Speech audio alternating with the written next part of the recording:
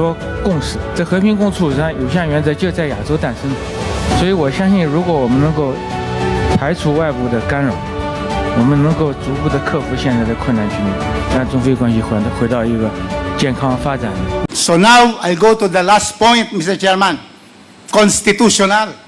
Now, the issue now, and I'd like NGCP to answer this. The issue now is national security.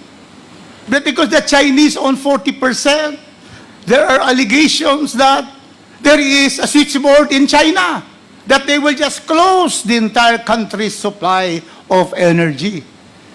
Mr. Chairman, national security is not found in the Constitution.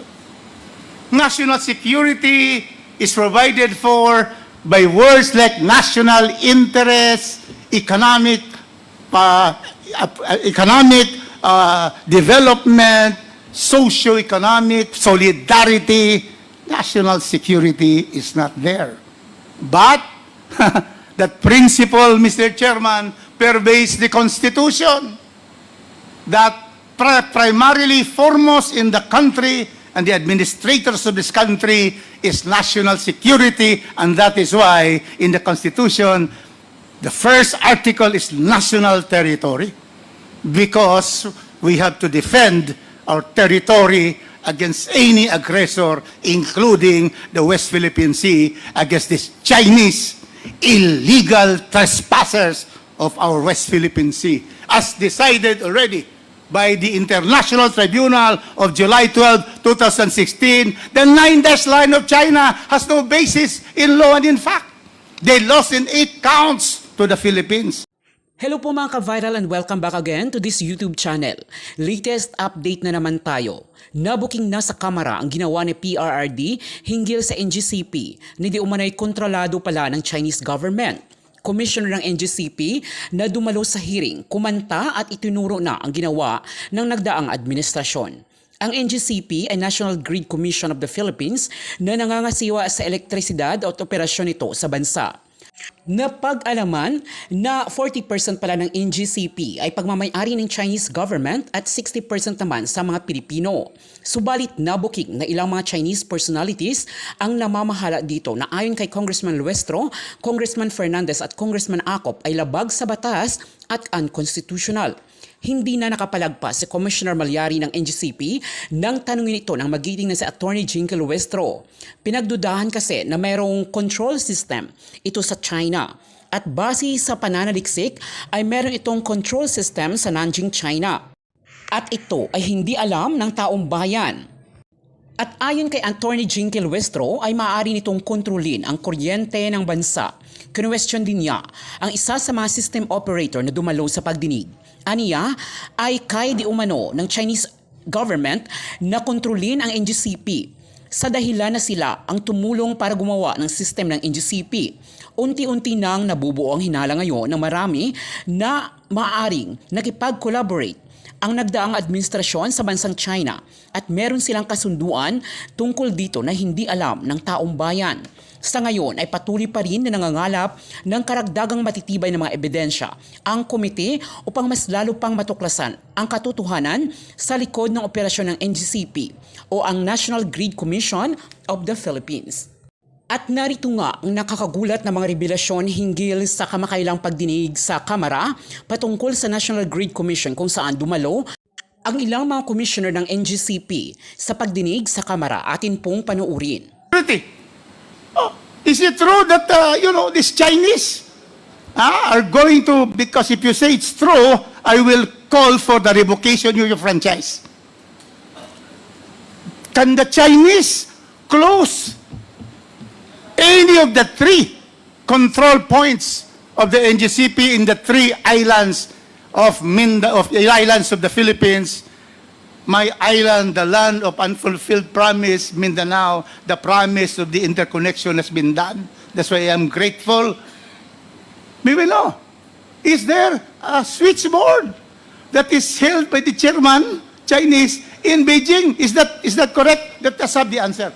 So that this is the national security concern, which I am also concerned, because we do not want China to have, a grip on our energy system? None, Mr. Chairman.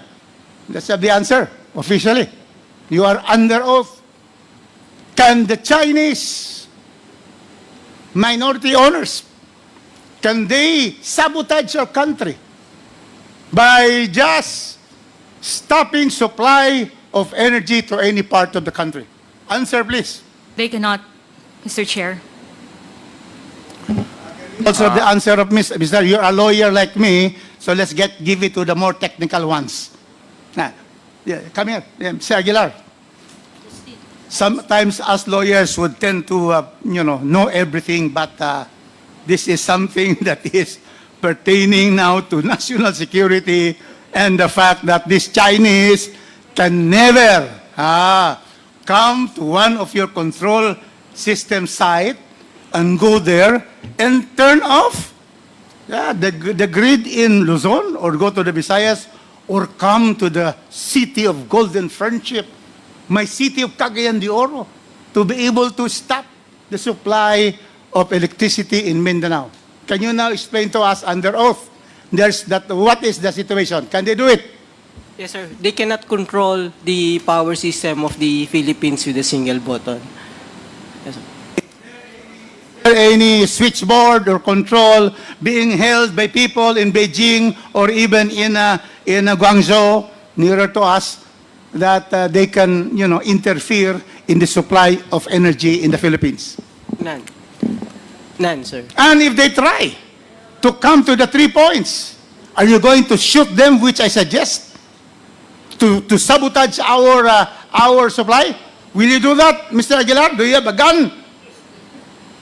He's Mr. Agustin. Mr. Agustin. Oh, I may not. will you allow a Chinese like me, singit looking, Yes, to sir. go there and then, disperse with the 3-man team and then put a button that will stop supply in Luzon? Can that happen? We will not allow that to happen, but I think we will not shoot them, sir. We should shoot them if they do that, because that is part of self-defense.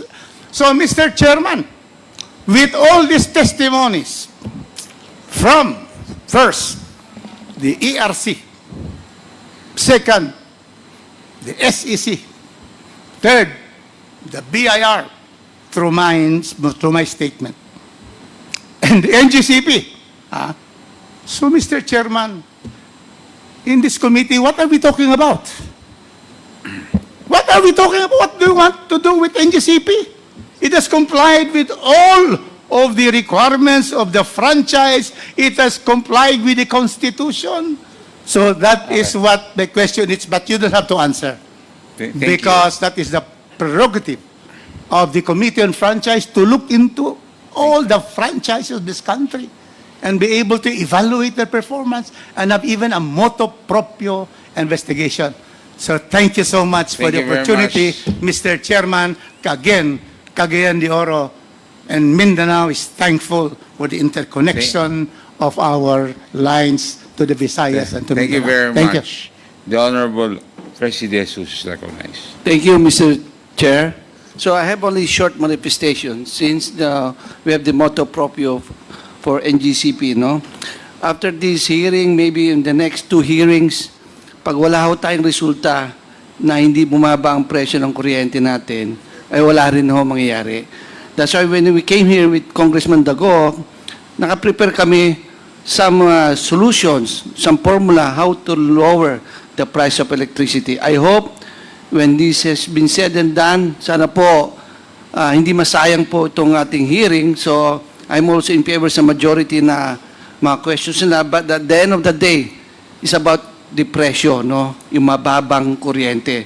So I hope, Mr. Chair, in the next committee, in the next hearing, matakal din natin because we prepared a lot of questions how to lower the price of electricity in the Philippines. Thank you very much, Mr. Chair. Thank you very much, the Honorable De Jesus. Since there are no other interpellators, As a general statement, do you agree?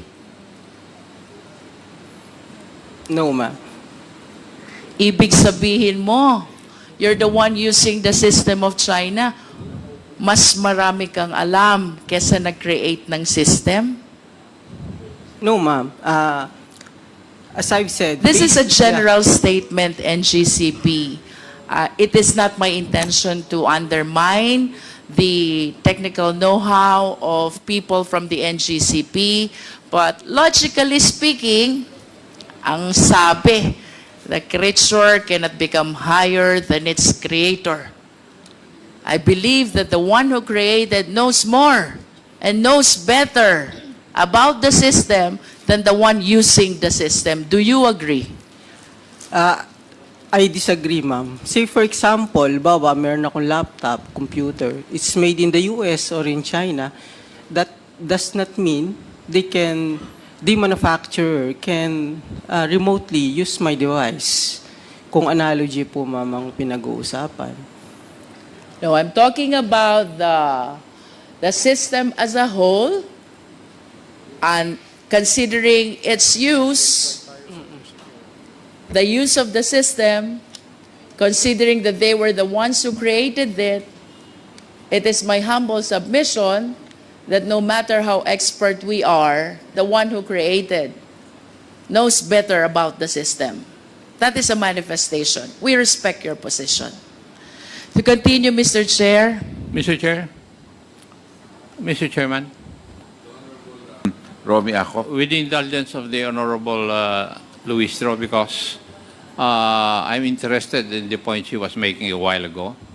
I did not get it clearly, yung sagot po ng resource person. May I ask some clarificatory questions, Mr. Chair? If the Honorable Luisto will allow, Honorable Luisto, there were questions that he would like to ask for clarification. Yes, the Honorable Akop, you have the floor. Thank you, Mr. Chair. Sinabi po nyo kanina, 10 yung control points. Tama po ba yung pagkarinig ko? For the entire country, 10 yung control points. Tama po ba yung pagkarinig ko? Sir, hindi 10 as in 10? Yes. Hindi 10. po. Ah? Hindi po. We have three control centers, one for each region. One for each. One for Luzon, Visayas, and Mindanao. And walang central control point to control the 3 control points. Meron po kaming convergence point, yung central grid operations, pero it's just monitoring the interchange points. Yeah, but Wala po. For each region, you're correct, sir. so if you decide to cut off the power for the entire country, wala po yun. Wala po. Wala po. So it's for the 3 control points. Yes, Kung sir. gusto nyong patayin ang power sa Visayas, po pwede. Yes, sir. Using the control center, one Yes. by one, you turn off the circuit breakers. So you isolate walang the plants. central control point to control yung 3 control points. Yes, sir. If you're referring to central control point as a single control, single button, wala pong ganun. Thank you. Thank you, Mr. Chair. The Honorable Akop. Thank you.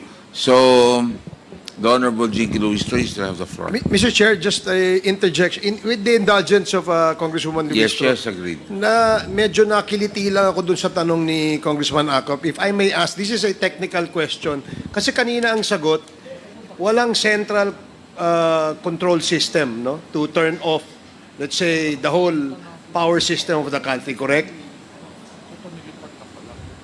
Sir, we have a control center, pero walang single button to turn it off, okay. Yes. Now, can anyone just turn it off like that? Anong proseso pag turn off niyan?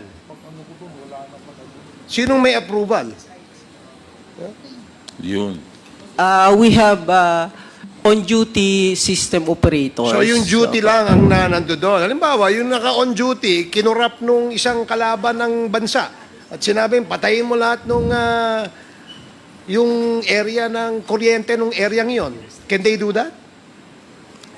What do you mean by corrupt? In-instruct-an? Oh, in-instruct. Oh. They should not follow. Huh? It's not part of their duty, sir. No. What was that again? Hindi. Ibig sabihin, sir, how could they do that? Why would they follow the instruction of other people No, from other countries? in simple analogy, ganito lang yan. Ano? Sabi mo kasi, it can just be turned off just like that. Yes, sir. Di ba? Now, ang tanong ko, sino ang pwedeng magsabi i-turn off yan? At kung merong ganyang order, ano yung procedure o yung proseso para i-turn off yan? Yes, sir. We have procedures on how we operate our equipment and especially the grid. May mga responsibility po yung system operator as outlined dyan sa Hindi. Philippine Grid Code, and then meron kaming mga internal procedures. Okay, ganito na lang, para doon sa mga nanonood, no? Halimbawa, kaya nga binigyan kita example Sabi mo yung duty, ano yun? Ang sabi mo? What did you say? The Yung duty? system operator on duty, meron po Okay, kaming system dispatcher na operator tinatawag. on duty. Siya ang may kapangyarihan para i-switch on or i-switch off yung power supply, correct? Yes, opo. Okay. Dahil siya on duty, tinakot ng isang terrorist group, no? Tinutukan, tinakot. Sinabi niyang patayin mo yung switch na yan, turn it off. Can they do that? Hypothetical po, kung halimbawang nasakop nga, nandun siya sa control center, that's possible.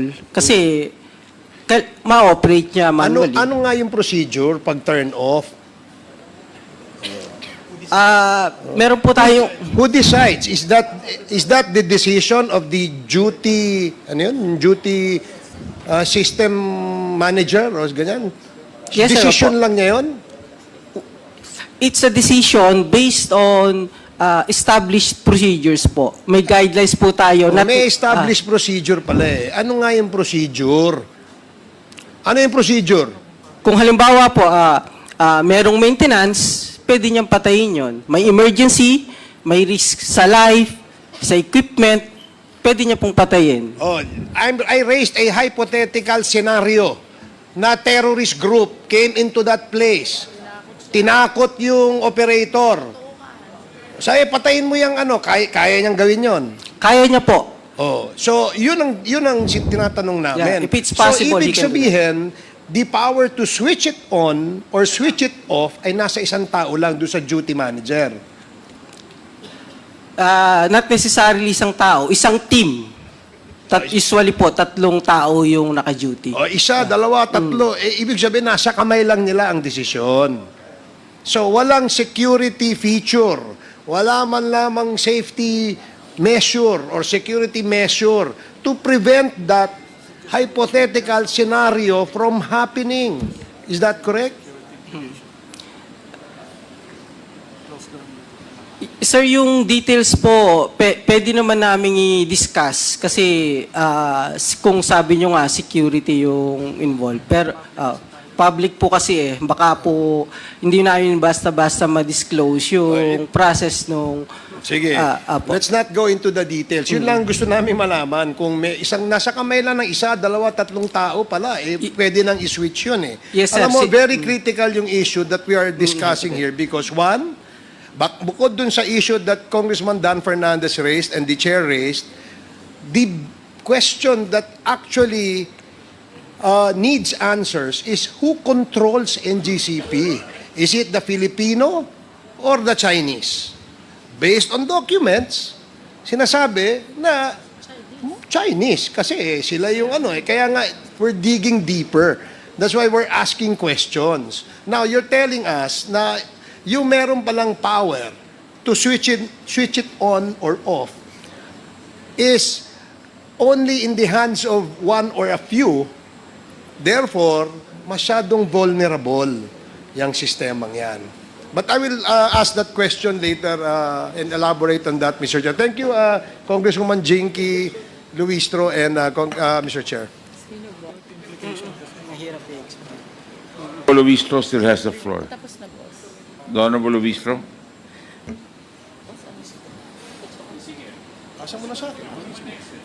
Mr. Chair, I came across this NARI, the one which provides the IT infrastructure of NGCP. Does NGCP confirm this?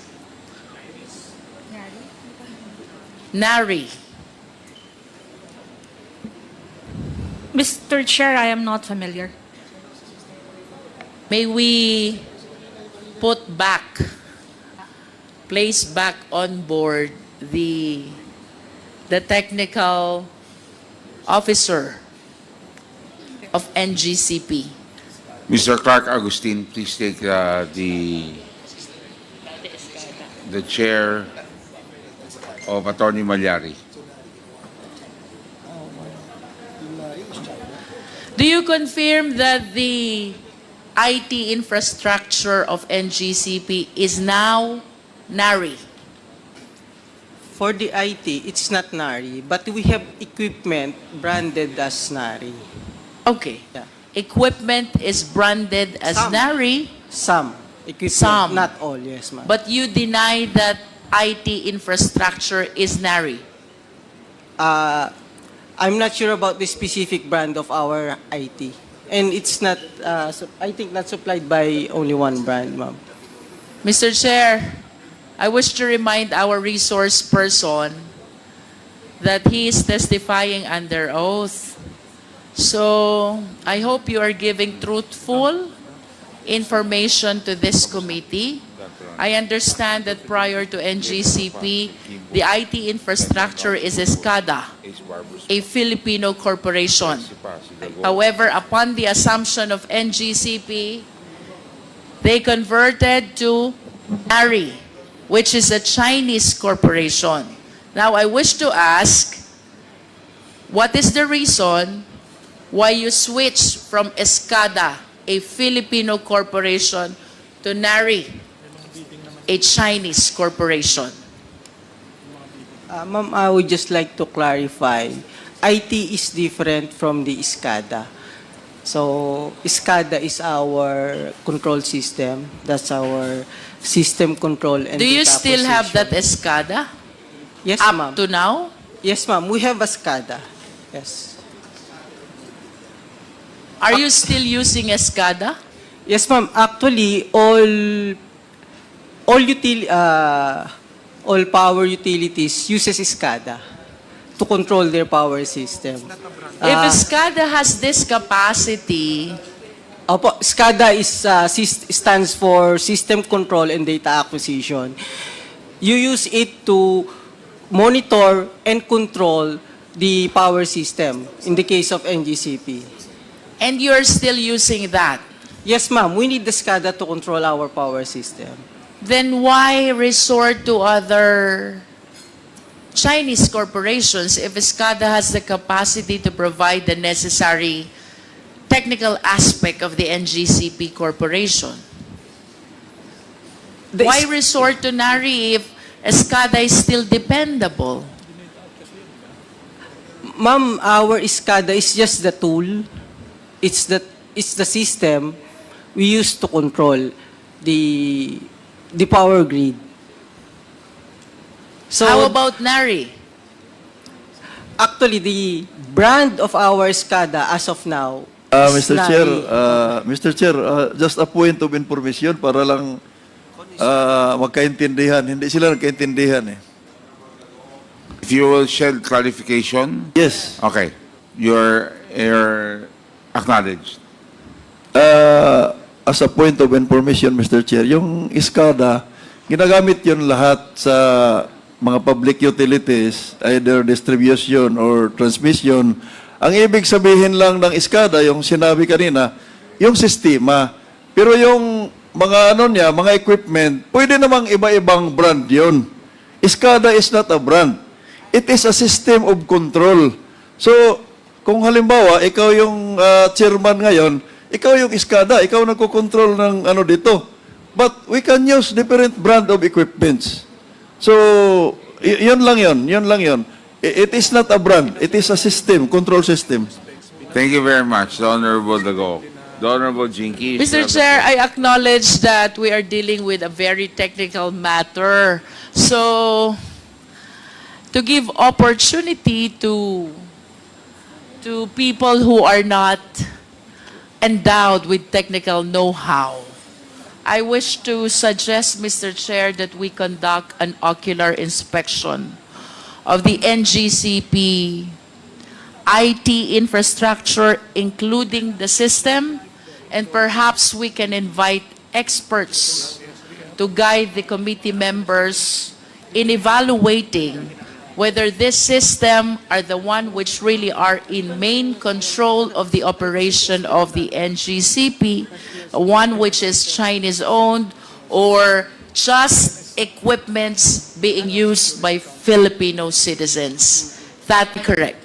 One by one per equipment. You One can do by that. one. Yes, ma'am. We can control it remotely. So, kanina you mentioned about the main control. How many main controls do you have? We have a control center monitoring and controlling different equipment of the grid. How many main controls do you have? So we have a system, pag control po ma'am, not necessarily, as I get from your question, isang button, wala po siyang ganon. So kasi different parts po ng grid, different assets, different control. So if you want to operate a certain circuit breaker, kailangan mong operate that specific breaker. But A at least specific feeder, yeah. if I turn off one of those, did you say assets Yeah. of that control system, then the electricity will not work anymore. If I turn off one of the several assets of the main control system, the electricity will not work anymore. If you intentionally isolate a specific area, that specific area will not have electricity, will not have supply of power for that specific area associated to that equipment. To simplify, Mr. Chair, that main control that you are talking about is responsible to make the electricity available or otherwise. Yes, ma'am. Okay. So, you said that you have main control in Luzon, in Visayas, and Mindanao. My next question is, what is this operational computer in Nanjing? I'm not aware of that, ma'am. Operational computer in Nanjing. Nanjing, China, I believe. I'm not aware of that, ma'am. Well, based on reports, there is such a thing as operational computer in Nanjing, which is connected to the server. They're referring to the control system, our SCADA system. We have 3 control centers in the different regional grids. We have in Luzon, Visayas, and Mindanao. How many switchboard or control system do you have? 1 for each region, ma'am. So One for actually, each region. We have 3 control What centers. controls the switch or the control system per region? Meron ka pa bang main control that controls all the switch and the control system of all these regions? I believe yes. Yes, ma'am. We have the control center for each region, and then we have substations for the equipment level control. For the system level control, we use the control centers using our SCADA system. Where is the system control? From the control center, ma'am. Where is the control center? For Luzon, we have here in Diliman. For Visayas, in Banilad. And in Mindanao, in Cagayan de Oro. These control systems, which you mentioned, they have the capacity to cause the blackout of electricity. Am I correct? Not to cause the blackout, but to control our transmission assets. And If I want to substations. turn off the electricity, I just need to switch off the control system. Am I correct? 1 by 1 per equipment. You One can do by that. one. Yes, ma'am. We can control it remotely. So, kanina you mentioned about the main control. How many main controls do you have? Officers who have been participating in the operation of the NGCP, aggravated by that publication coming from one of the major stockholders of the NGCP, that is the State Grid Corporation of China. That is a manifestation, Mr. Chair. To continue, Mr. Chair, NGCP, nasan po ba ang switchboard ninyo? You don't know? Your Honor, it's a technical term. We have technical people here. May we I- ask the technical people?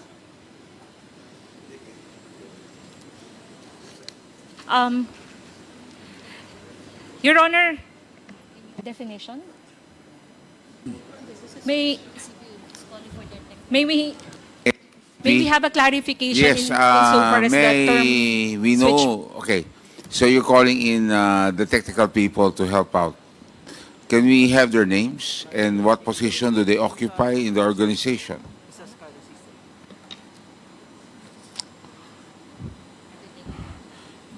Sino po sila?